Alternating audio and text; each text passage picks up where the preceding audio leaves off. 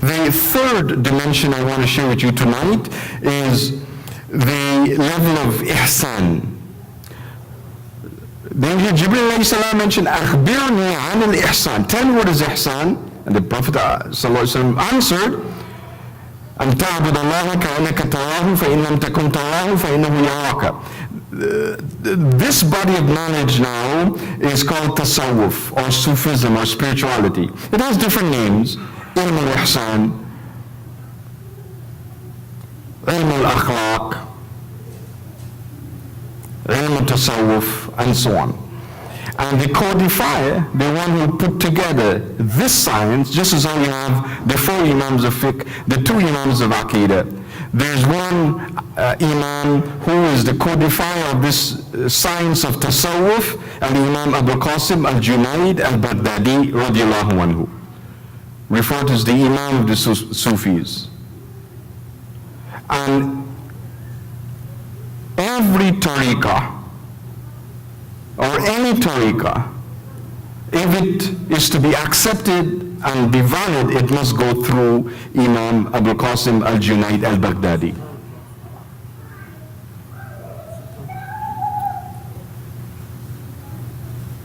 And this is an essential, necessary element of being a Sunni. So what it means to be Sunni? That we follow and establish Sunni way of tasawwuf. It's not a matter of choice now. I want us to understand this point. As in those other things, I must also mention now that tasawwuf, or the vehicle of tasawwuf, which is called tariqah, must be based on Quran and Sunnah. Must be based on Quran and Sunnah. It is not beyond or above Quran and Sunnah. It's not outside of Quran and Sunnah. Because this is also a challenge we are faced with from within. The great Imam Ahmad al-Zarruq radiallahu anhu, he wrote his wonderful book, Qawaid at-Tasawwuf, the principles of Tasawwuf. And he mentioned there that if anyone, like some Shaykh or someone, if he brings to you or he gives you something which is against Quran and Sunnah, throw it against the wall. Don't accept it. We are obligated to follow Quran and Sunnah. We are not obligated to follow anything that's against Quran and Sunnah, no matter who brings it. No matter who brings it. This is important for us to understand. Because, as I've mentioned before, not everyone who claims to be a Sunni may be a Sunni. We now have the litmus test that we can use to measure their claim. In matters of fiqh, in matters of Aqida, in matters of tasawwuf.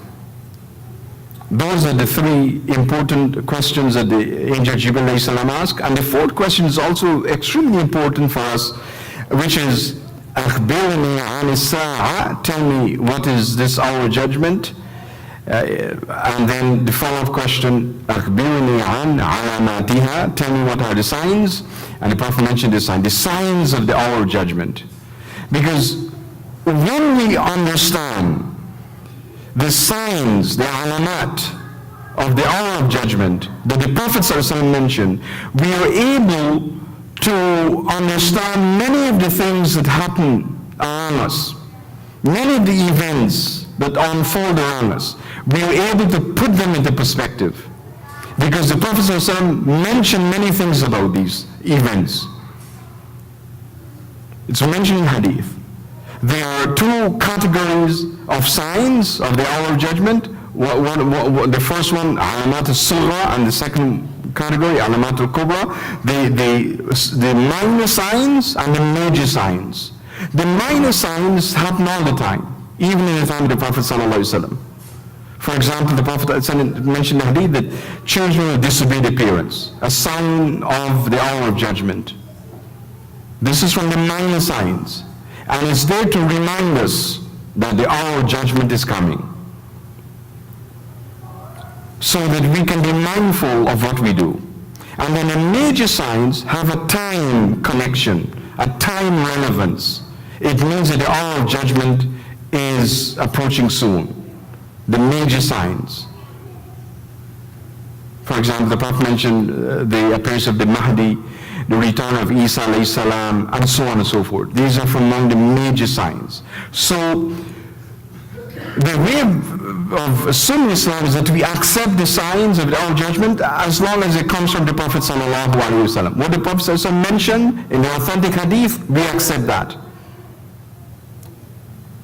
And we learn the lessons from it, minor signs and major signs. We do not deny these signs. I also want to mention some of the great Ahlul Sunnah scholars. We need to recognize this because the non-Sunnis say that the scholars don't support what we do. And they quote scholars to support what they believe in. The Salafis, for example. So it's important for us to recognize that the overwhelming majority of scholars were Sunni scholars. Some of them, Imam Abu Bakr al-Baqilani, Al-Qadi Abu Bakr ibn Arabi, Al-Qadi Abu Walid al-Baji, Imam al-Haramain, Abu Ma'ali al-Juwayni, and he was a teacher of Imam al-Ghazali. Imam Abu Mu'in al-Nasafi, he is the author of the famous Aqida al-Nasafiyya. Al-Qadi Iyad ibn Musa al-Yahsubi, author of Kitab al-Shifa, he authored one of the most famous books about the Prophet sallallahu alaihi wasallam, and about specifically the obligations we owe to the Prophet sallallahu alaihi wasallam. Al-Qadi Iyad, Kitab al-Shifa bi-Ta'rif Huquq al-Mustafa, the book that grants you a cure by understanding the rights of the chosen one, Rasulullah sallallahu alaihi wasallam. You understand his rights, you fulfill those rights that we owe to him, it grants you a cure for the dunya and in the akhirah. It's an amazing book, and we usually teach that here at least once a year. Imam Muhyiddin al-Nawawi, he is a great Sufi, not only a Sunni scholar, but a great Sufi as well, a practicing Sufi. And he is one of the scholars that receive overwhelming qabul from Allah subhanahu wa ta'ala in all the different fields. He's a unique scholar, Imam al-Nawawi. And his books receive qabul from Allah subhanahu wa ta'ala. The famous 40 Hadith al-Nawawi, Al-Arba'in al-Nawawiyya, that he wrote. It's the most famous book of 40 Hadith. And there are thousands of scholars that wrote 40 hadith, collection of 40 hadith, because of the hadith of the Prophet ﷺ. He says that if you preserve 40 hadith from me, you will be resurrected on the day of judgment among the scholars, the ulama. So because of this, all the scholars want to put together 40 hadith. So there are thousands of them. His is the most popular. Receive qabul from Allah subhanahu wa ta'ala. His collection of hadith, the other one, Riyad al-Salihin, is the most popular book of hadith, found in more Muslim homes, even more than Sahih Bukhari. Even more than Sahih Bukhari, Riyad al-Salihin. It's a collection of the main hadith or major hadiths from all the great books of hadith, Riyad al-Salihin. And his book on dua and dhikr, Kitab al-Azkar, is the most famous book of dua that he compiled, Imam al-Nawawi. So these are some of the great imams of Ahlul Sunnah. I also now want to talk something about the Aqida of Salafis. What are some of the things that they believe in? Because they constitute a great challenge to Sunni Islam. And many of our youth are influenced by them because they are well organized, they're united, they're well financed, they have a well-oiled machinery that is able to promote their way. And so it's happening in many parts of the Muslim world today, in Canada, in America, in Western Europe, even in Muslim countries. They are gaining more and more influence. And because of this, we need to be mindful what they say, what they teach, and how we can respond to that. They claim to be Sunnis. The Salafis, if you ask them what group they belong to, they will say they're Sunnis. But we mentioned before the three litmus tests, what it means to be a Sunni, that we should know. And in all of those three levels, they fail. They fail. In matters of fiqh, they don't follow madhab. They say they want to follow Quran and Sunnah. In matters of Aqida, they don't follow the two Sunni Imams of Aqida. They follow their own Imam of Aqida. And in Tasawwuf, they don't accept that. They don't accept something called Tasawwuf or Sufism or so. They claim that's outside of Islam. That is how dangerous it is. So the Aqid of many of the Salafis today is far removed from the madhab of Ahlul Hadith or the madhab of Imam Ahmad ibn Hanbal. The other thing I want to mention is that some of them claim to follow Imam Ahmad ibn Hanbal, but they have deviated from his teachings as well. Imam Ahmad was a Sunni, was a Sufi. He was not a Salafi.